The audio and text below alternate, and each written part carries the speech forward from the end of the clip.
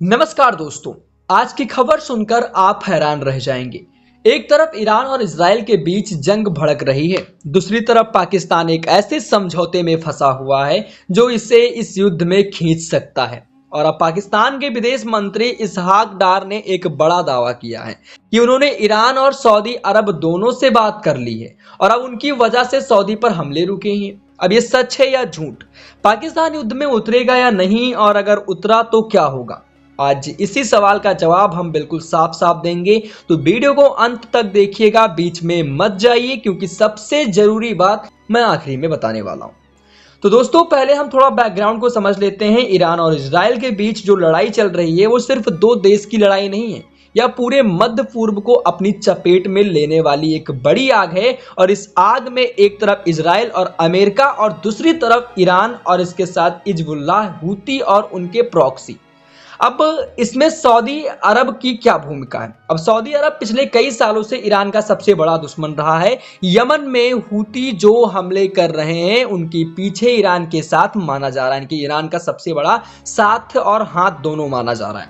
और ये Houthi Saudi अरब पर ड्रोन और मिसाइल हमले करते रहते हैं, तो सऊदी अरब सीधे तौर पर ईरान से खतरे में है। अब आते हैं पाकिस्तान पर। पाकिस्तान और सऊदी अरब के बीच एक बहुत पुराने रास्ता है, यानी कि जो पुराना बहुत ही रिलेशनशिप और रिश्ता है। सऊदी अरब ने पाकिस्तान को हमेशा पैसा दिया है, कर्ज दिया है, तेल दिया है, रोजगार दिया है। अब लाखों पाकिस्तानी सऊदी अरब में काम करते हैं और हर साल अरबों डॉलर की जो पैसे पाकिस्तान को भेजते हैं। लेकिन इस रिश्ते में एक बहुत ही बड़ी शर्त भी है। वो शर्त एक म्यूचुअल डिफेंस पैक्ट यानी पारस्परिक रक्षा समझौता, जिसके तहत अगर सऊदी अरब पर कोई हमला होता है तो पाकिस्तान उसे अपने ऊपर हमला मानेगा। यही वो बात है जो आज पाकिस्तान के गले में फांसी है वो बन चुकी है। तो दोस्तों, इस डिफेंस फैक्ट को थोड़ा सा ध्यान से समझेंगे। पाकिस्तान और सऊदी अरब के बीच यह समझौता कोई नया नहीं है, बल्कि दशकों से यह चला आ रहा है। इसकी शुरुआत तब हुई जब सऊदी अरब को अपनी सुरक्षा के लिए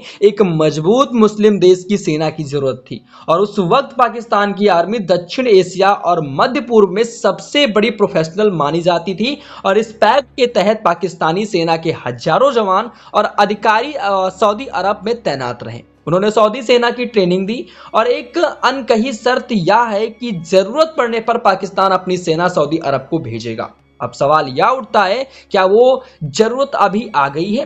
अब ईरान ने जब से इजराइल पर हमला शुरू कर दिया है और इजराइल ने जवाबी हमले किए हैं, तब से पूरे मध्य पूर्व में तनाव बढ़ चुका है, बहुत ही बढ़ चुका है। हूती यमन से सऊदी अरब पर लगातार हमले कर रहे हैं। ऐसे में सऊदी अरब चाहेगा कि पाकिस्तान अपना वादा निभाए, लेकिन यहाँ पाकिस्तान की मुश्किलें बढ़ी हैं और मुश्किल भी हैं।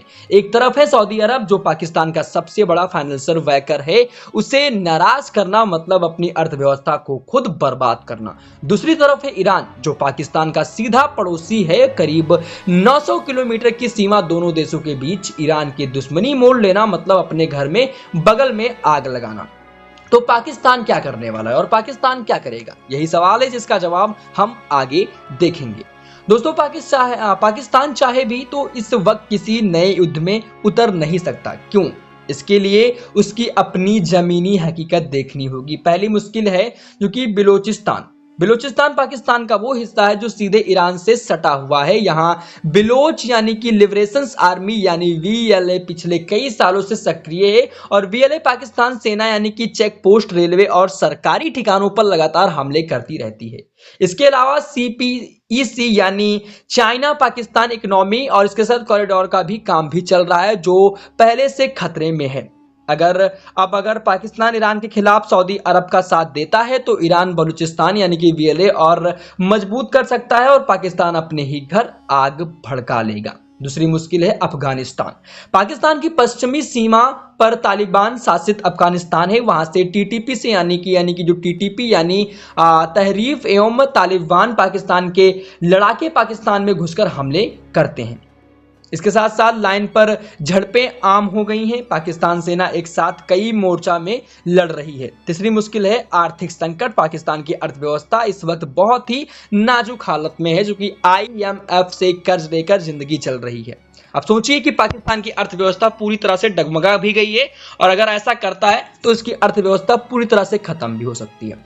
अब विदेशी मुद्रा की बात करें तो विदेशी मुद्रा भंडार बहुत कम है, महंगाई आसमान छू रही है। ऐसे में अगर पाकिस्तान किसी युद्ध में घुसता है तो उसकी अर्थव्यवस्था बिल्कुल चरमरा रह जाएगी। तो दोस्तों पाकिस्तान तीन तरफ में दबाव में है, अब जो कि बलूचिस्तान अफगानिस्तान से और अपनी गिरती अर्थव्यवस्था से। ऐसे में एक नया युद्ध में उतरना पाकिस्तान के लिए खुद की पैर पर कुल्हाड़ी मारना होगा। अब दोस्तों अब हम आते हैं उस बयान जिसने पूरी दुनिया पर ध्यान खींचा है। पाकिस्तान की विदेश मंत्री इसहाक डार ने हाल ही में कहा कि, और मैं उनकी बात का सार बताता हूं कि उन्होंने ईरान और सऊदी अरब दोनों की शीर्ष नेतृत्व में बात की है। उन्होंने दावा किया है कि ईरान ने यह आश्वासन मांगा था कि सऊदी अरब की धरती पर उपयोग ईरानी के खिलाफ किसी भी सैन्य अभियान के लिए नहीं किया जाएगा। अब डार साहब आगे बोले कि पाकिस्तान की मध्यस्थता के बाद सऊदी अरब पर होने वाली हमले में कमी आई है। सुनने में बहुत ही अच्छा लगता है ना, लेकिन दोस्तों जमीनी हकीकत क्या कहती है?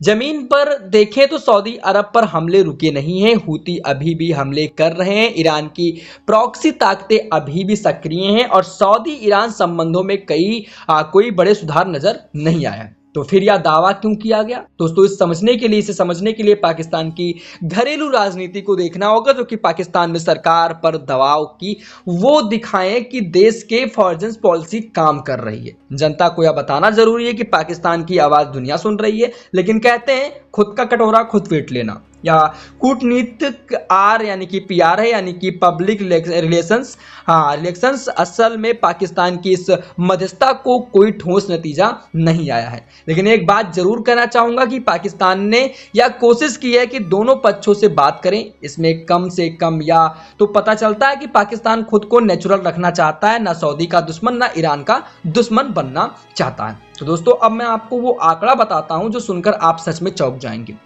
पाकिस्तान के पास इस वक्त जो स्ट्रगल ऑयल्स रिसेवर्स यानी तेल का राष्ट्रीय भंडार केवल 25 से 28 दिनों का बचा है। सोचिए सिर्फ 25 से 28 दिन। और अगर मतलब ये बंद हो जाए तो ईरान के पास, और जहां दुनिया का करीब 20% तेल गुजरता है, वो पाकिस्तान के पास एक महीने में जो मतलब पाकिस्तान के पास एक महीने से कम का तेल है। उसके बाद देश की फैक्ट्रियां बंद होंगी, बिजली उत्पादन ठप होगा, ट्रांसपोर्ट रुक जाएगा, अर्थव्यवस्था ताश के पत्तों की तरह बिखर जाएगा। और ये तेल सिर्फ मिलता है तो कहाँ मिलता है आप भी जानते हैं। तो तेल सिर्फ मिलता नहीं बल्कि उसे खरीदना भी पड़ता है, और सभी स्ट्रेटल हॉर्मुज़ में तनाव की वजह से जहाज वहां से तेल लेकर गुजरते हैं और उनका इंश्योरेंस प्रीमियम 10 गुना तक बढ़ गया है। मतलब तेल का दाम पहले से बहुत महंगा हो गया है पाकिस्तान के लिए, क्योंकि पाकिस्तान की अर्थव्यवस्था इस हालत पर है कि तेल ले तक नहीं सकती। और इसी वजह से सुनिए ध्यान दें, क्योंकि पाकिस्तान में आईटी कंपनियों का वर्क फ्रॉम होम पर लाने की योजना बनाई जा रही है। स्कूल कॉलेजों को ऑनलाइन करने के विचार किए जा रहे हैं। यहाँ कोई तकनीकी इंफॉर्मेशन नहीं है दोस्तों। अगर ऐसा पाकिस्तान नहीं करेगी तो पाकिस्तान की अर्थव्यवस्था पूरी तरह से खत्म हो जाएगी। और जब एक देश को अपने दफ्तर और स्कूल इसलिए बंद करने पड़ रहे हैं क्योंकि पेट्रोल नहीं है, तो आप समझ सकते हैं कि उस देश की हालत क्या है। और ऐसे देश को आप युद्ध में उतारने की सलाह दे सकते हैं? बिल्कुल नहीं। तो दोस्तों अब मैं आपको पाकिस्तान की असली रणनीति बताता हूं, जो खुलकर कभी नहीं बोलेगा कोई, लेकिन उसके हर कदम दिखते हैं। पाकिस्तान की रणनीति जो है, यानी जानबूझकर की गई अस्पष्टता। सऊदी अरब को बोलो हम आपके साथ हैं, ईरान को बोलो हम नेचुरल हैं, अमेरिका को बोलो हम शांति चाहते हैं, और अपनी जनता को बोलो हम मध्यस्थता कर रहे हैं। अब यह पाकिस्तानी की पुरानी विदेश नीति का एक खास हिस्सा है। कभी किसी एक तरफ पूरी तरह मत जाओ, सबको खुश रखो, सब तक जाओ, जब तक हो सके टालते रहो। और इस बार भी यही हो रहा है। पाकिस्तान डिफेंस पैक्ट की जिम्मेदारी से बचने के लिए मध्यस्थता यानी कि मध्यस्थता को चोला पहन रहा है। लेकिन एक बात तय है, अगर युद्ध और बड़ा हुआ, अगर सऊदी अरब का सीधा बड़ा हमला हुआ तो पाकिस्तान तबाह आसानी से हो जाएगा।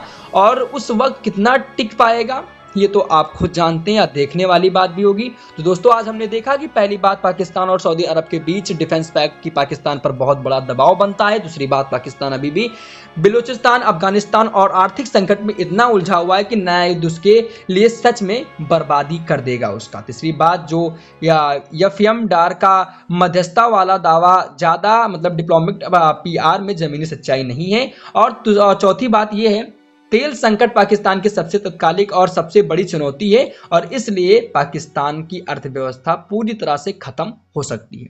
बाकी जानकारी यही थी। आपको ये जानकारी कैसी लगी? वीडियो अगर आपको पसंद आया हो तो वीडियो को लाइक करें, चैनल को सब्सक्राइब करें। मिलते हैं अपने किसी नए वीडियो में, तब तक के लिए जय हिंद।